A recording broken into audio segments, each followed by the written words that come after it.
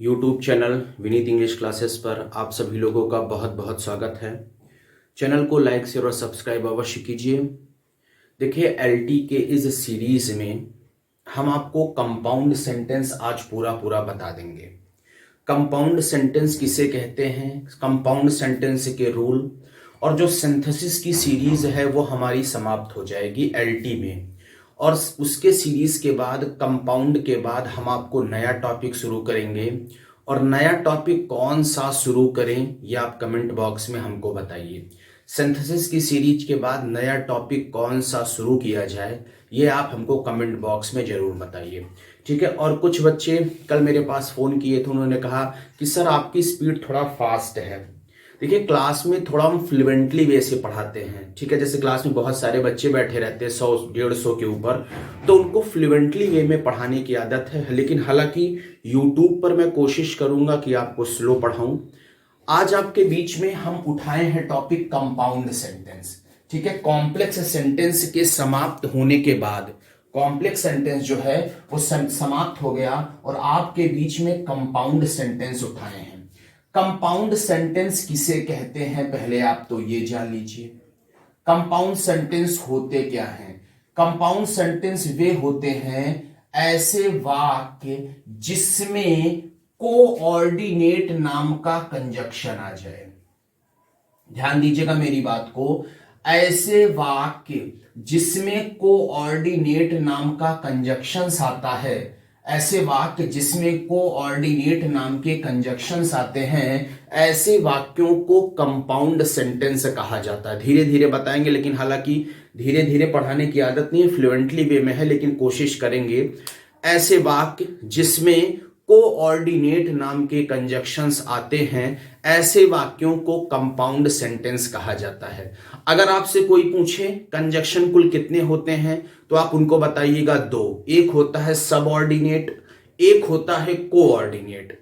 जिसमें सबऑर्डिनेट नाम का कंजक्शंस आता है वो सेंटेंस कॉम्प्लेक्स होता है, और जिसमें कोऑर्डिनेट नाम का कंजक्शन आता है वो सेंटेंस कंपाउंड होता है, ठीक है। तो जिसमें कोऑर्डिनेट नाम का कंजक्शन आएगा वो सेंटेंस कौन सा होगा? कंपाउंड। अगर आपसे कोई पूछे कोऑर्डिनेट कंजक्शन किसे कहते हैं, अगर आपसे कोई पूछता है कि कोऑर्डिनेट कंजक्शंस किसे कहते हैं, तो आप सीधा सीधा बताइएगा कि ऐसे कंजक्शन जो दो स्वतंत्र वाक्यों, उपवाक्यों को, क्लॉज को, ऐसे कंजक्शन जो दो स्वतंत्र उपवाक्यों को जोड़ते हैं, जो दो स्वतंत्र क्लॉज को जोड़ते हैं, उपवाक्यों को जोड़ते हैं, तो उन्हें हम कोऑर्डिनेट कंजक्शन कहते हैं। मतलब जो कोऑर्डिनेट कंजक्शन होता है उसके इधर की क्लॉज ये दोनों स्वतंत्र होती है, इस पर कंजक्शन पर कोई इफेक्ट होता ही नहीं है। लेकिन जो सबऑर्डिनेट कंजक्शन होते हैं वो हमेशा सबऑर्डिनेट वाली क्लॉज पर डिपेंड होते हैं। तो सबऑर्डिनेट और कोऑर्डिनेट की यही परिभाषा हुई। सबऑर्डिनेट कहते हैं कि ऐसे कंजक्शन जो दूसरों पर आश्रित रहने वाले उपवाक्यों को जोड़ते हैं, ऐसे कंजक्शन को सबऑर्डिनेट कंजक्शन कहा जाता है। और ऐसे कंजक्शन जो दो स्वतंत्र उपवाक्यों को जोड़ते हैं और उनके अर्थ भिन्न भिन्न होते हैं, ऐसे कंजक्शन को कोऑर्डिनेट कंजक्शन कहा जाता है। तो जैसे कोऑर्डिनेट कंजक्शन किसे कहते हैं, तो आप कह सकते हैं कि ऐसे कंजक्शंस जो दो स्वतंत्र मतलब किसी पर डिपेंड नहीं होते, स्वतंत्र उपवाक्यों को जोड़ते हैं, जो दो स्वतंत्र उपवाक्यों को जोड़ते हैं और क्या होते हैं, उनके अर्थ भिन्न भिन्न होते हैं। उनके अर्थ जो होते हैं वो क्या होते हैं? भिन्न भिन्न होते हैं, डिफरेंट होते हैं। तो उन्हें कौन सा कंजक्शन कहा जाता है? तो उन्हें कोऑर्डिनेट कंजक्शन कहा जाता है। आप हमेशा जानिएगा कि जो भी कंपाउंड सेंटेंस होगा उसमें कोऑर्डिनेट नाम का कंजक्शन हमेशा आएगा। कोऑर्डिनेट कंजक्शन किसे कहते हैं? कि ऐसे कंजक्शन जो दो स्वतंत्र उपवाक्यों को जोड़ते हैं और उनके अर्थ भिन्न भिन्न होते हैं, उन्हें कोऑर्डिनेट कंजक्शन कहा जाता है। जैसे हमने लिखा Ram went to market, Ram went to market and he bought a pen. हमने क्या लिखा है? Ram went to market and he bought a pen. देखिए एक क्लॉज है राम वेंट टू मार्केट, ठीक है, एक क्लॉज है ही बॉट अ पेन। ये क्लॉज क्यों है? क्योंकि इसमें एक फाइनाइट वर्ब है। जिसमें फाइनाइट वर्ब होता है वो क्लॉज होती है, और बॉट यहां पर फाइनाइट वर्ब है। जिसमें फाइनाइट वर्ब होता है वो हमेशा क्या होती है? क्लॉज होती है। और दो क्लॉज जिससे जुड़ते हैं वही क्या होता है? कंजक्शन। अब आपसे कोई पूछे एंड नाम का कंजक्शन कौन सा है, तो देखिए ये दो वाक्यों को जोड़ रहा है। जब दो वाक्यों को कोई जोड़ता है तो उसको कोऑर्डिनेट कंजक्शन कहते हैं, और ये कंजक्शन है आपका कोऑर्डिनेट कंजक्शन। कंफर्म हो रहा है? ऐसे कंजक्शन को हम कौन सा कंजक्शन कहते हैं? कोऑर्डिनेट। और कोऑर्डिनेट जो कंजक्शंस होते हैं, आप स्क्रीनशॉट लेना चाहें तो ले लीजिए, आप स्क्रीनशॉट लेना चाहें तो ले लीजिए। अब आप देखिए, सीधा सीधा आप समझिए मुद्दा क्या है हमारा। सीधा सीधा आप हमारा मुद्दा समझिए क्या है, ठीक है। अब ध्यान दीजिए, जो कोऑर्डिनेट कंजक्शन होते हैं ना, जैसे जो कोऑर्डिनेट कंजक्शन होते हैं ये कुल 4 प्रकार के होते हैं। कोऑर्डिनेट कंजक्शन जो होते हैं ये कंजक्शन कुल 4 प्रकार के होते हैं। आपके पेपर में पूछा जा सकता है एलटी में। कौन कौन से? एक होते हैं क्यूमुलेटिव, एक होते हैं अल्टरनेटिव, एक होते हैं एडवर्सेटिव, SATIV, एक होते हैं एडवर्सेटिव, और एक होते हैं इलेटिव। जो कोऑर्डिनेट कंजक्शंस होते हैं ये कुल 4 प्रकार के होते हैं। एक होता है क्यूमुलेटिव, एक होता है अल्टरनेटिव, एक होता है एडवर्सेटिव, और एक आपका होता है इलेटिव। अब आप देखिए, अगर आपसे कोई पूछे क्यूमुलेटिव किसे कहते हैं, तो क्यूमुलेटिव वे होते हैं भैया जो जोड़ बताते हैं। माने ऐसे कंजक्शन, डेफिनेशन आप बोल सकते हैं, ऐसे कंजक्शन जो दो वाक्यों को जोड़ते हैं। क्यूमुलेटिव में कौन कौन सा कंजक्शन आएगा? ऐसे कंजक्शन जो दो वाक्यों को, दो शब्दों को आपस में जोड़ते हैं, ऐसे कंजक्शन को क्यूमुलेटिव कहा जा सकता है। अब क्यूमुलेटिव के अंतर्गत वही आएगा जो जोड़ेगा। कौन कौन सा आएगा? एंड। देखिए एंड जोड़ता है, ठीक है। एज वेल एज माने साथ ही साथ, ये भी जोड़ता है। Both dot dot and, both dot dot and का मतलब होता है दोनों ही।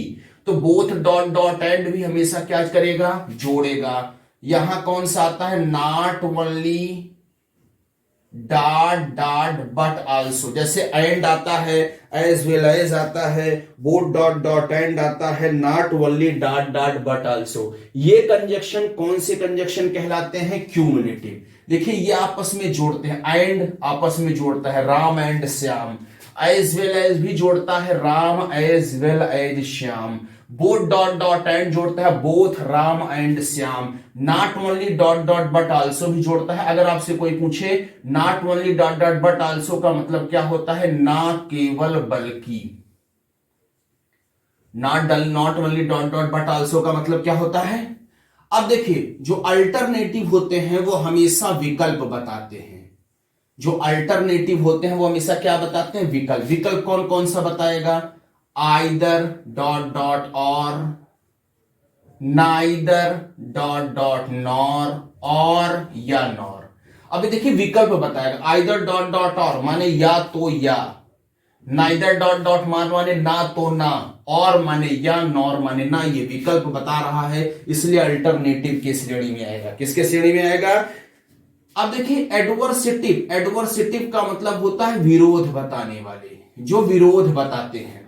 एडवर्सेटिव किसे कहते हैं? एडवर्सेटिव उन्हें कहते हैं जो विरोध बताते हैं। उसके अंदर कौन कौन से आते हैं? इसके अंदर बट आता है, यट आता है, स्टिल आता है। ध्यान दीजिए, एक आता है बट, एक आता है यट, एक आता है स्टिल, और आता है how ever. How ever, illative का मतलब होता है जो परिणाम बताते हैं, जो आपके रिजल्ट बताते हैं। इलेटिव का मतलब क्या होता है, जो आपके क्या पढ़ाते हैं, बताते हैं परिणाम। और इसमें आते हैं सो और देयरफॉर।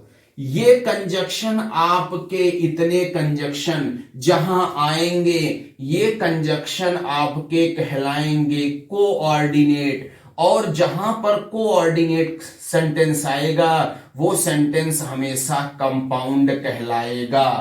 वो सेंटेंस हमेशा कौन सा कहलाएगा, कंपाउंड। जैसे हमने सेंटेंस लिखा, नॉट ओनली राम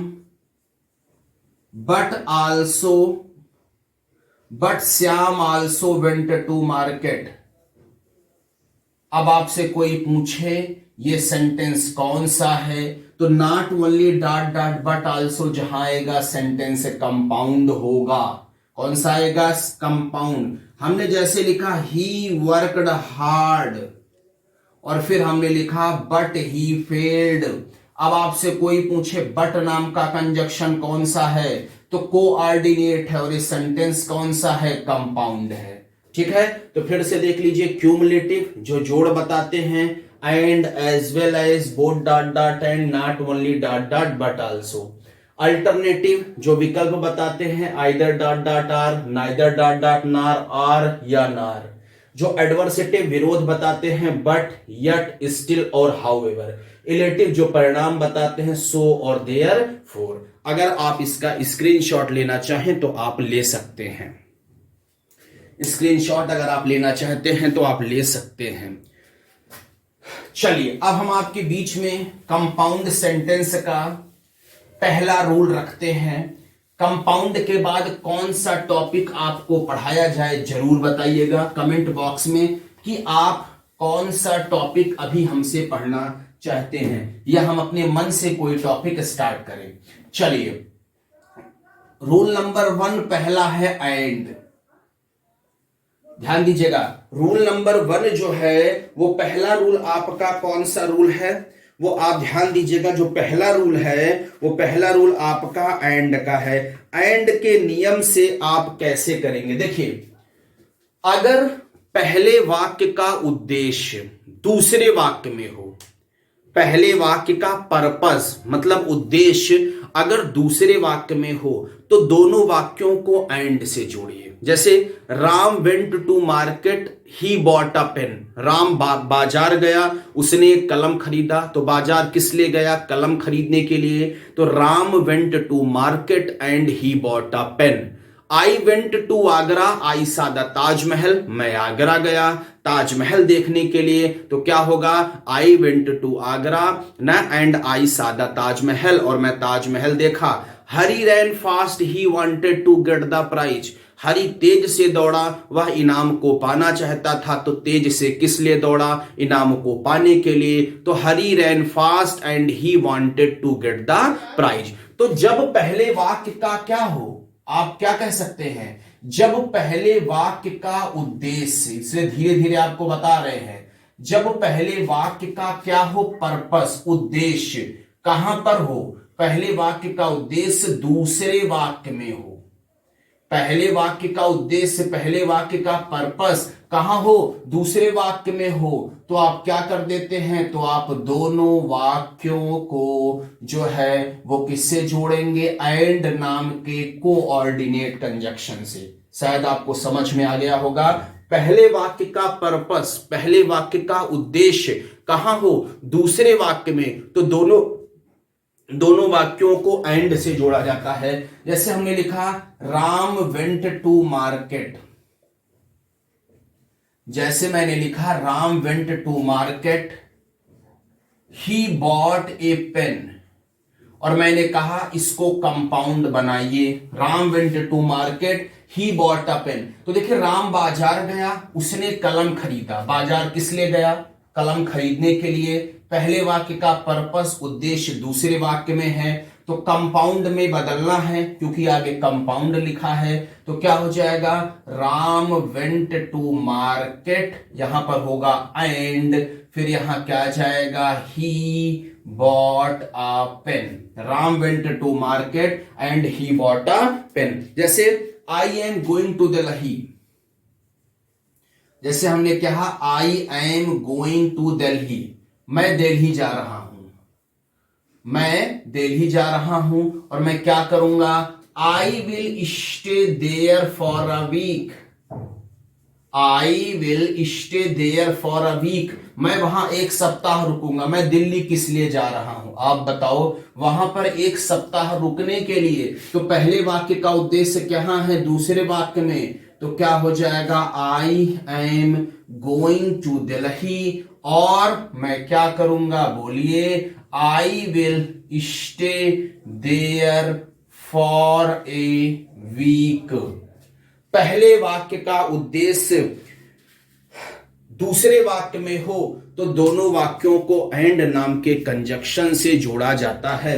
जैसे आपको मैंने बताया कि हरी रैन फास्ट, किस लिए तेज से दौड़ा, he wanted to get the prize, he wanted to get the prize, वह इनाम को जीतना चाहता था। तो 30 से किस लिए दौड़ा, क्या हो जाएगा, हरी रैन फास्ट एंड क्या हो जाएगा, he wanted to get the prize.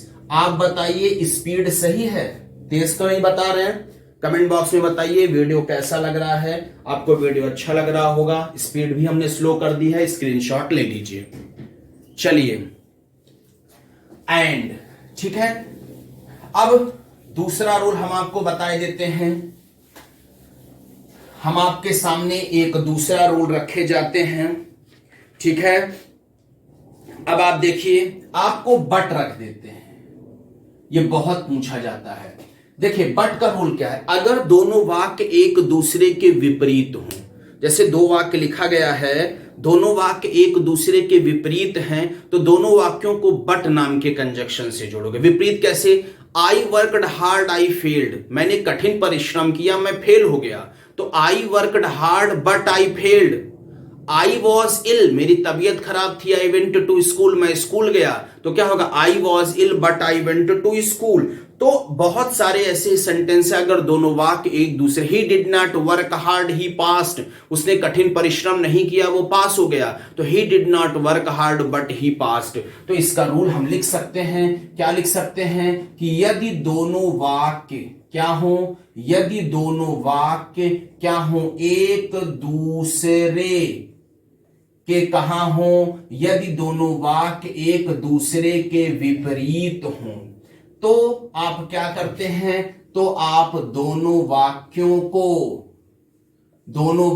को बट नाम के कंजक्शन से जोड़ देते हैं। क्योंकि आपको पता है विरोध 3 बताते हैं, विरोध, बट येट स्टिल आप किसी से भी जोड़ सकते हैं, बट येट स्टिल आप किसी से भी जोड़ सकते हैं। जैसे I was ill I went to school, बहुत सारे इसके एग्जाम्पल हैं। आई वॉज इल, मेरी तबीयत खराब थी, आई वेंट टू स्कूल, मैं स्कूल गया। इसको कंपाउंड में बदलना है तो कोई एक कोऑर्डिनेट कंजक्शन लगाना होगा। लगाने के लिए दोनों वाक्य एक दूसरे के विपरीत हैं, तो सॉरी, आई वॉज इल, यहां पर क्या हो जाएगा, but I went to school, ठीक है। अब अगला क्वेश्चन, जैसे हमने लिखा he worked hard he failed, हमने क्या लिखा, ही वर्कड हार्ड, उसने कठिन परिश्रम किया, ही फेल, वो फेल हो गया। तो इसको आप कंपाउंड में बनाइए, ही वर्कड हार्ड, और यहां पर क्या हो जाएगा, बट ही फेल्ड। क्लियर हो गया, आ रहा है, आया आपको समझ में। चलिए स्क्रीनशॉट इसका ले लीजिए आप। चलिए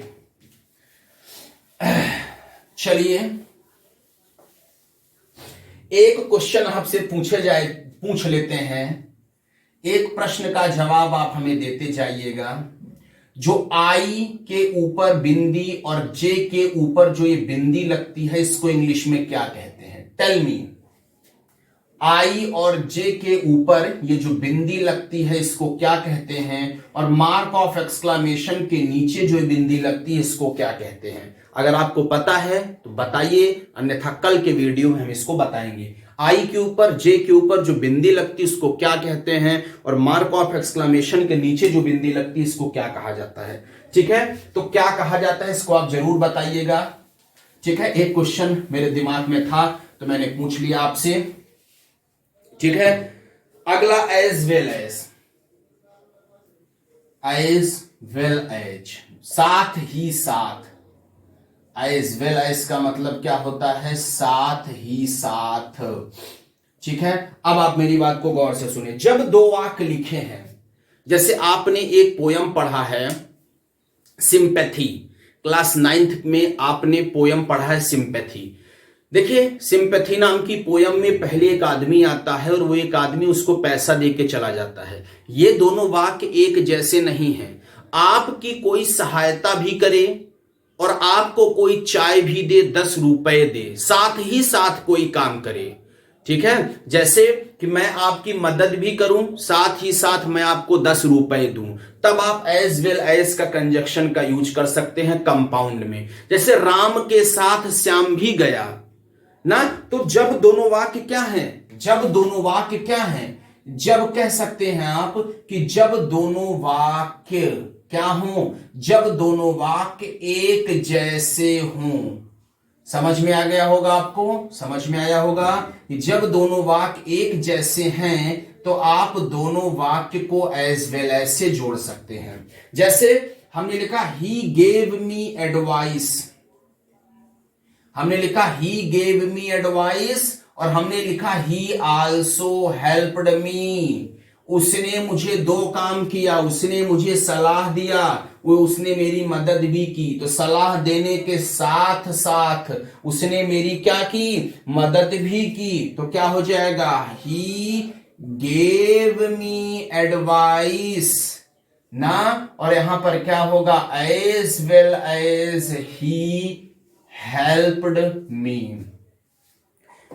क्या हो जाएगा, as well as he helped me. आपको टॉपिक क्लियर हो गया होगा, स्क्रीनशॉट ले लीजिए। टॉपिक क्लियर है, स्क्रीनशॉट ले लीजिए। चलिए, अब एज वेल एज के बाद अब जो हम आपके सामने उठाते हैं टॉपिक, वो आपके टॉपिक सामने टॉपिक जो हम ले आएंगे वो क्या लेकर आएंगे। ठीक है, हाँ, अदरवाइज।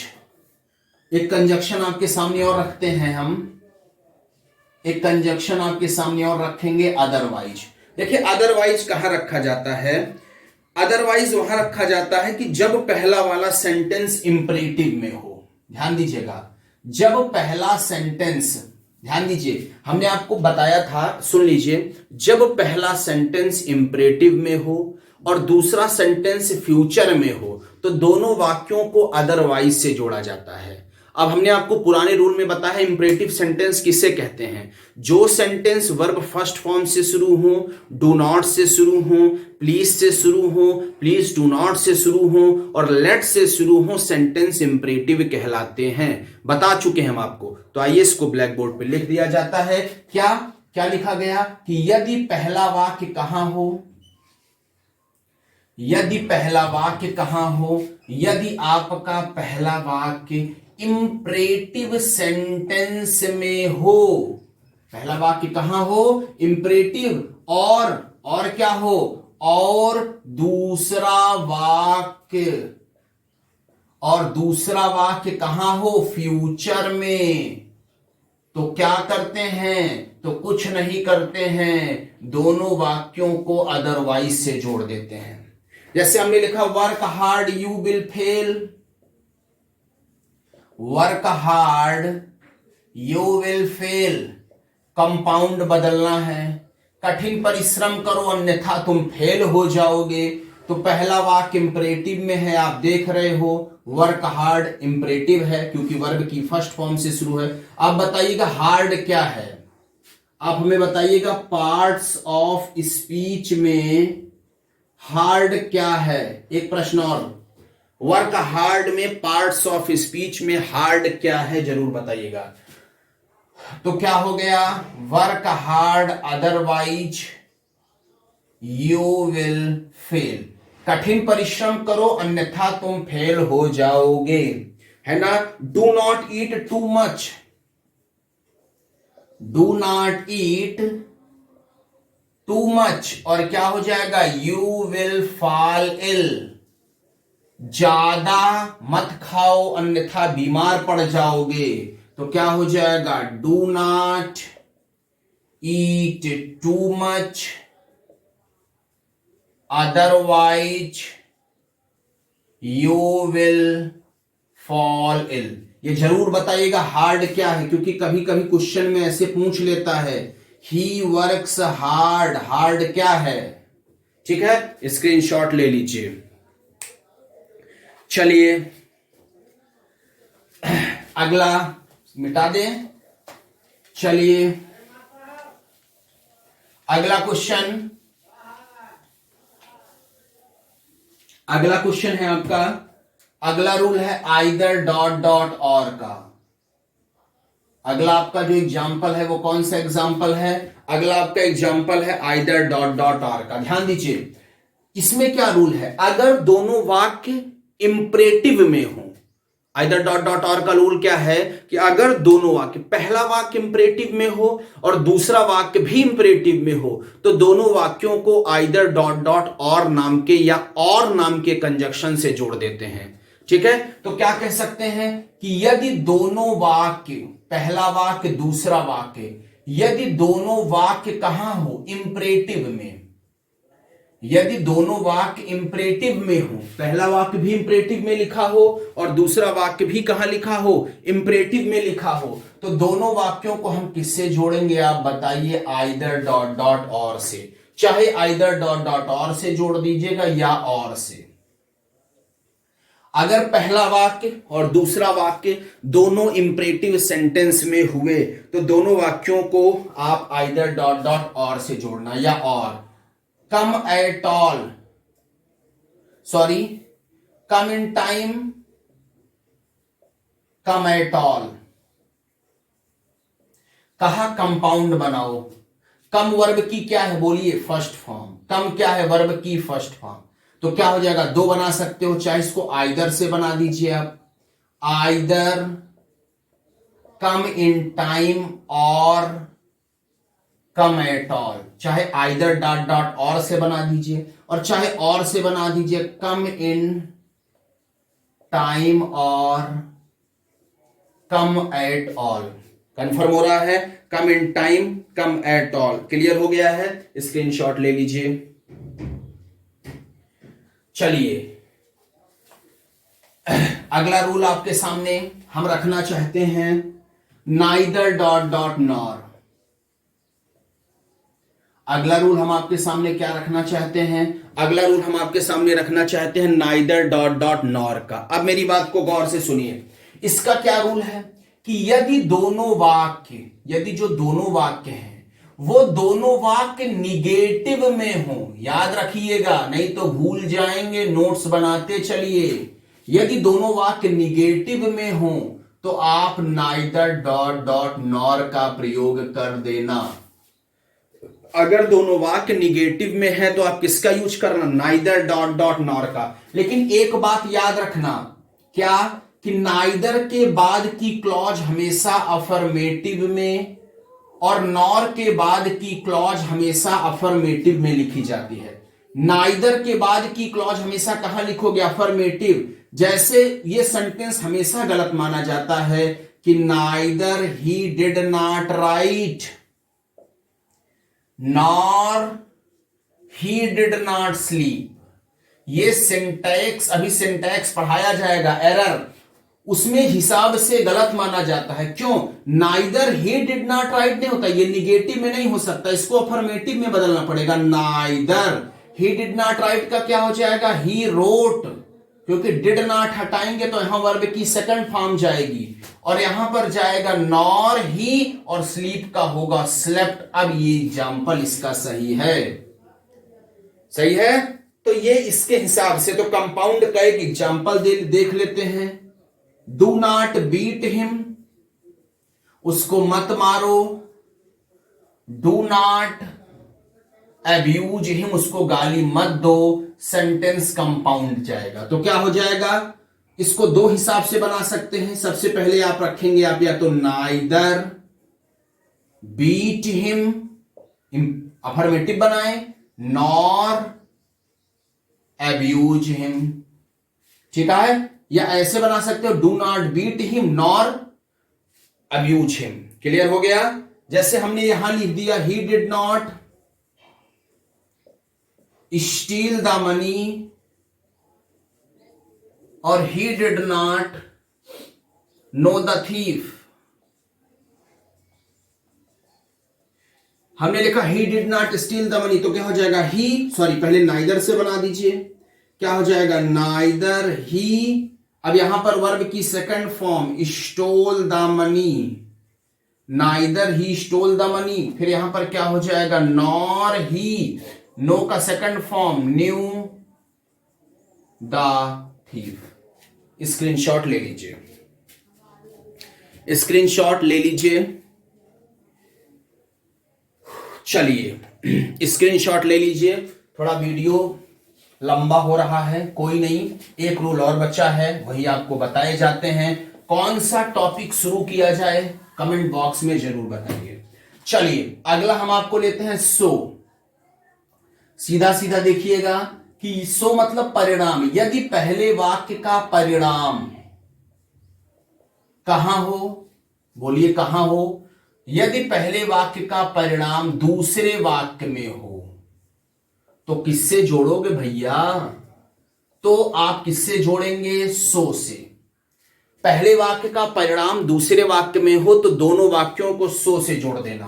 कैसे, ये ऐसे जैसे बता रहे हैं, ही वर्कड हार्ड ही पास्ड, तो सो से जोड़ो, क्या हो जाएगा ही वर्कड हार्ड, उसने कठिन परिश्रम किया, सो ही पास्ड, वो पास हो गया ना। तो आपका जो सिंथेसिस है वो क्या हो गया, कंप्लीट। सिंथेसिस कंप्लीट आपका इस जगह पर हो गया। पूरा वीडियो को देख लीजिए, नोट्स बना लीजिए, कौन सा टॉपिक शुरू करना है वो आप हमें बता दीजिए।